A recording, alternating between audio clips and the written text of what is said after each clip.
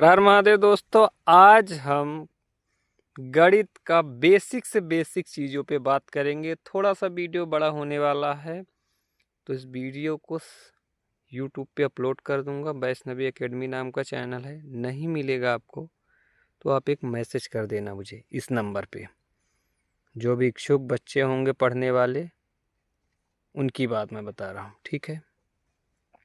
अब जैसे सबसे पहले मुझे संख्याओं का ज्ञान होना बहुत ही ज़रूरी है कि संख्या है कैसी। संख्या मोस्टली पूर्णांक समझते हैं। पूर्णांक में क्या चीज़ होता है, ऋणात्मक और धनात्मक संख्या होती है। कैसी होती है, ऋणात्मक और धनात्मक, और ऋणात्मक धनात्मक तथा शून्य, ठीक है। इसको इंग्लिश में इंटीजर बोलते हैं। अब जैसे दोस्तों ज़्यादातर क्या होता है, जो छोटे लेवल के बच्चे हैं जैसे 8वीं 5वीं 6वीं लगभग 5 से लेकर 8 तक के बीच बच्चों के लिए ये बहुत इम्पोर्टेंट है। छोटे बच्चों के लिए भी है पर समझते हैं। अब जैसे ऋणात्मक संख्या की बात की जाए तो -3 कैसी संख्या ऋणात्मक है। और सबसे पहला मेन मुद्दा ये होता है कि संख्याओं का चिन्ह हम कैसे पहचानें।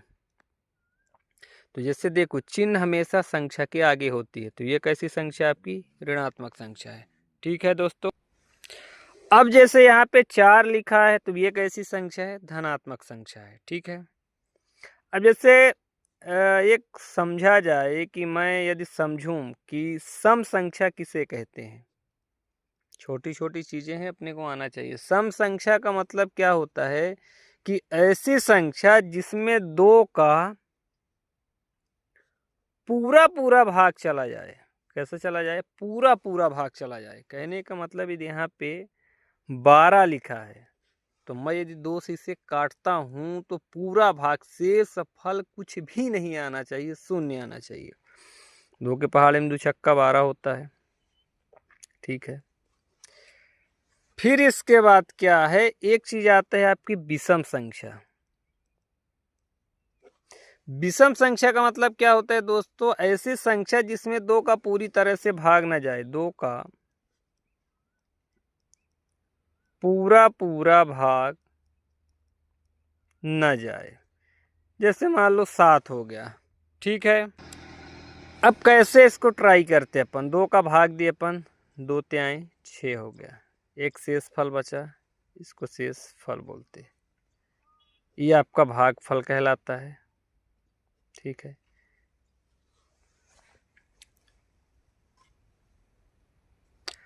अब चलिए समझते हैं। ये आपका भाजक है, ये आपका भाज्य है। भाजक भाज भागफल शेष फल, ठीक है। कहीं पे कोई मिस्टेक हुआ तो इस चीज़ को माफ़ कीजिएगा, होता रहता है मिस्टेक। हम हमेशा सीखते हैं, एक बात हमेशा याद रखिए। अब समझते हैं, जैसे आपको मैं समझा रहा था ऋणात्मक संख्या धनात्मक संख्या, ठीक है ना। ऋण 36 कैसी संख्या है, ऋणात्मक संख्या है। ऋण 36 में यदि मैं प्लस का 50 जोड़ता हूँ, ठीक है, तो ये कॉमन सी बात है। ये वाली संख्या बड़ी दिख रही है, अभी चिन्ह नहीं देखते, ये संख्या छोटी दिख रही है। अब चिन्ह की तरफ ध्यान देंगे तो संख्याएं एक ऋणात्मक संख्या हो, अलग अलग इंटेजर यानी अलग अलग पूर्णांक हो तो संख्याएं आपस में घट जाती है। ऋण एक ऋणात्मक संख्या है, एक धनात्मक है, इन दोनों संख्याओं को आपस में करने पे ऋण ही मिलेगा मुझे, ठीक है। तो अब इसको घटा देंगे तो 14 आपका आंसर आ जाएगा। समझते हैं कैसे, नॉर्मली ही घटाना। यहाँ पे 50 लिखेंगे अपन, नीचे 36 लिखेंगे।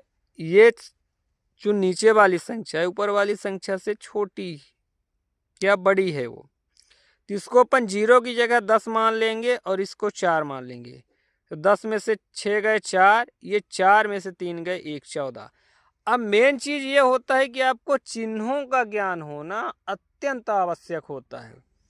अब बड़ी संख्या 50 है तो उसके सामने की चिन्ह लिया, एक संख्या रहती है तो अपन धन नहीं लिखते हैं, ठीक है। अब अगले इसी तरह अपन करते हैं, 2-4 क्वेश्चन छोटे छोटे उठा लेते हैं। ऋण 6 + 8, ऋण 3 + 6। यहाँ पे आपको 2 संख्याएं धनात्मक दिख रही हैं और 2 संख्याएं ऋणात्मक दिख रही हैं। जब इसको आप सॉल्व करोगे या इसको हल करोगे तो सबसे पहले आप क्या करना कि धनात्मक संख्याओं को पहले जोड़ लेना। जैसे ये आपका +8 हो गया और +6, तो पहली संख्या जो धनात्मक रहती है उसके आगे का चिन्ह नहीं लगाया जाता, यह धनात्मक है तो। यहाँ पे 8 लिख लो, ये +6 कर लो, ऋण 3 और ऋण 6 आपका। ठीक है, समझिए यहाँ पे 2 संख्याएं धनात्मक थी तो मैं इसको जोड़ूंगा 8 से 14, 2 ऋणात्मक है इनको जोड़ दूंगा, चिन्ह माइनस का ही रहेगा, 6 3 9 हो जाएगा आपका। ठीक है, अब 14 में से आपको 9 घटाना है तो 5 आ जाएगा, 10 11 12 13 14 5 आ जाएगा। ठीक है, और भी क्वेश्चन ले लेते दोस्तों। अब जैसे यहाँ पे ऋण का 12 है, +6 है, ऋण का 3 है। ठीक है, अब समझिए, इसको समझते हैं कि यहाँ पे देखिए, अब 2 ऋणात्मक संख्याएं, एक आपकी धनात्मक है, 6 सामने कर लीजिए। अब इन 2 ऋणात्मक संख्याओं को आपस में जोड़ दीजिए, 12 + 3 15 माइनस का 15। अब जब यहाँ पे आप आंसर लाओगे तो सबसे मेन चीज पता है क्या होगी, यहाँ पे 15 में से आपको 6 घटाना है। तो अब यहाँ पे 15 आप लिख लो, 6 घटाओ, 15 में से 6 गए 9। ठीक है, 9 6 15 होता ही है।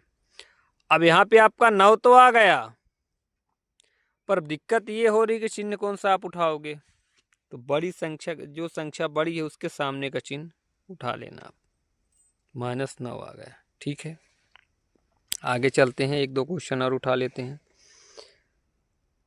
ऋण 3 गुणते 5। अब समझो यहाँ पे, अब 3 में 5 का गुणा तो होगा दोस्तों, इसमें कोई संशय नहीं है, पर एक संख्या धनात्मक है एक ऋणात्मक है तो चिन्ह ऋणात्मक ही आएगा। ऋण गुणे धन बराबर, ये कुछ नहीं लिखा मतलब धन है तो ऋण आया 15।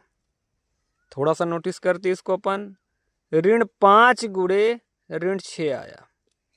ठीक है, अब यहाँ पे समझो, 2 ऋणात्मक संख्याओं का गुणा हो जाता है तो प्लस में परिवर्तित हो जाती है। ऋण गुणे ऋण बराबर धन हो जाएगा, 5 6 का 30, क्योंकि संख्या 1 है तो धन नहीं लिखेंगे। ठीक है, समझ में आया इतना। आगे बढ़ते हैं। अब जैसे अगला आपका है कि ऋण 3 गुणे 5